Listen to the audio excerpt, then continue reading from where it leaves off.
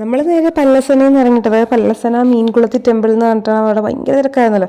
അവിടെ ക്യൂ ഒക്കെ നിന്ന് ഇറങ്ങിയെങ്കിലും പിന്നെ നമ്മൾ അടുത്ത ആലോചിച്ചു ഇനി ഇങ്ങോട്ട് പോകും. അപ്പോൾ ചിന്ന പറഞ്ഞ് എന്തായാലും അവിടെ വരെ പോകണമല്ലോ, അപ്പോൾ അവിടെ കുറേ അമ്പലങ്ങളുണ്ടെന്നാണ്. അങ്ങനെ നമ്മൾ പോകുന്ന ചിങ്ങഞ്ചിറയിലോട്ടാണ്. അപ്പോൾ വഴിയൊന്നും വലിയ പിടുത്തമില്ല. പിന്നെ ഗൂഗിൾ മാപ്പിനോട് ചോദിച്ചിട്ട്, ഗൂഗിൾ മാപ്പ് സ്ഥിരം കറക്കുമല്ല.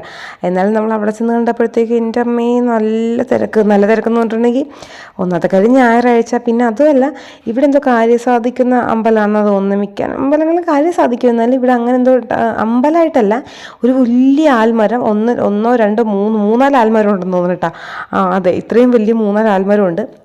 അപ്പോൾ അതിൻ്റെ അവിടെ ചെറിയൊരു വിഗ്രഹമാണ് നമ്മൾ, പക്ഷെ ഭയങ്കര തിരക്കായതുകൊണ്ട്. പിന്നെ അതുമല്ല, ആടിനെയും കോഴീനെയൊക്കെ കൊല്ലും. അപ്പോൾ ഈ കാര്യം സാധിക്കുന്നവരുടെ സാമ്പത്തിക സ്ഥിതി അനുസരിച്ചാണ് അവിടെ ആടിനെയൊക്കെ കൊല്ലുന്നതെന്നാണ് അവിടെയുള്ള ഒരു അമ്മൂമ്മ പറഞ്ഞത്. അപ്പോൾ ചിലർ കോഴീനെയാണ് അറുത്തിട്ട് വീട്ടുകാരൊക്കെ ആയിട്ട് കണ്ടത് ഈ കാണുന്ന പോലെ വന്നിട്ട് കുറേ ആൾക്കാരത് ഉണ്ടാക്കുന്നു. 1-2 പേരൊന്നുമല്ല, ഇഷ്ടംപോലെ പേര് വന്നിട്ട് അത് ചെയ്യുന്നുണ്ട്. അപ്പോൾ അതിൻ്റെ അർത്ഥം എന്ന് വെച്ചിട്ടുണ്ടെങ്കിൽ അവിടെ വന്ന് പ്രാർത്ഥിക്കാൻ മീൻസ് അവിടെ ആ കാണുന്ന സ്ഥലത്തായിട്ട് ഇങ്ങനെ നമുക്ക് വീട് അല്ലെങ്കിൽ നമ്മുടെ ആഗ്രഹങ്ങളൊക്കെ കെട്ടിയിടുകയൊക്കെ ചെയ്യാം. അതായത് ആ മരത്തിൽ അങ്ങനെ കെട്ടി ചെയ്ത് കണ്ടോ ഈ പറഞ്ഞ പോലെ.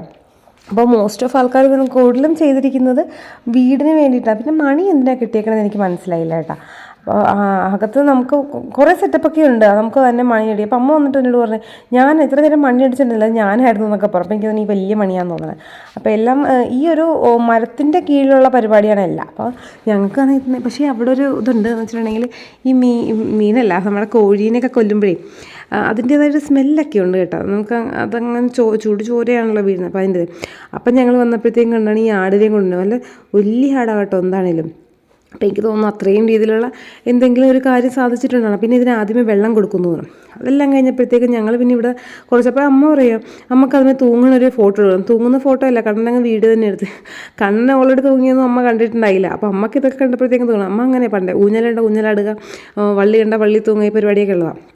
അപ്പോൾ ഞാൻ നോക്കുമ്പോഴത്തേക്കും ഐസ്ക്രീം കണ്ടു. അപ്പോൾ ഞാൻ പറഞ്ഞു എനിക്ക് ഐസ്ക്രീം വേണമെന്ന് പറഞ്ഞാൽ പിന്നെ ഞങ്ങൾ നേരെ ഐസ്ക്രീം കഴിച്ചിട്ടാണ്. ഇത് കഴിഞ്ഞപ്പോഴത്തേക്കും പോയേക്കാം. പിന്നെ അടുത്ത അമ്പലത്തേക്ക് കയറണമല്ലോ, കാരണം മസാനിയമ്മലിൽ കയറണം, ആ കോവിലിൽ കയറണം. മാമിക്ക് തിരക്കൊണ്ട് വയ്യായിരുന്നു. അപ്പോൾ ഞങ്ങൾ പറഞ്ഞു എന്നാൽ വേഗം പോയേക്കാമെന്ന് പറഞ്ഞു. അപ്പോൾ മാമിയുടെ ഞാൻ അല്ലെങ്കിൽ തന്നെ പറഞ്ഞു ആ അമ്പലത്തേക്ക് കയറാൻ പറ്റുമെന്ന് പറഞ്ഞു. പിന്നെ മാമി ഒരു മാങ്ങ കൊതിച്ച ആയതുകൊണ്ട് വരുമ്പോഴത്തേക്കും വലിയ മാങ്ങ ഉണ്ട്. അപ്പോൾ ഇവർ പറഞ്ഞു ഇത് ഓൾറെഡി ഇവിടെ ഉണ്ടാവുന്നതാണെന്നൊക്കെ പറഞ്ഞിട്ട് അപ്പോൾ തന്നെ അവർ മുറിച്ച് തന്നു. ഒരു വലിയ ടേസ്റ്റാണ്, തൊണ്ടിനൊന്നും ഒരു ടേസ്റ്റും ഇല്ല.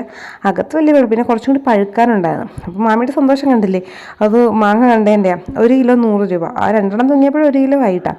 പിന്നെ അവർ ഞങ്ങൾക്ക് ചെത്തി ഇങ്ങനെ മുറിച്ചൊക്കെ തന്നു. ഞങ്ങളത് കാറ് വെച്ച് തന്നെ കഴിച്ച്. ഒരെണ്ണം ഉണ്ടായിരുന്നു, ബാക്കി ഒരെണ്ണം ഞങ്ങൾ കഴിച്ചിട്ടാണ് പോകുന്നത്. പിന്നെ ഈ യാത്ര ഞങ്ങളുടെ തുടരുവാണ്. ഇനി നേരെ മസാനിയമ്മൻ കോവിലിലോട്ടാണ്. അപ്പോൾ ഇനി കാണാം.